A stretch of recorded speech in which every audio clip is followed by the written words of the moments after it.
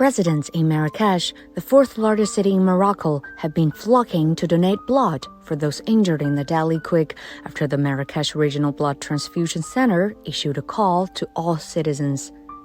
According to the latest statement released by the Moroccan government on Tuesday, the death toll from the devastating earthquake in Morocco have risen to 2,901 and injuries to 5,530.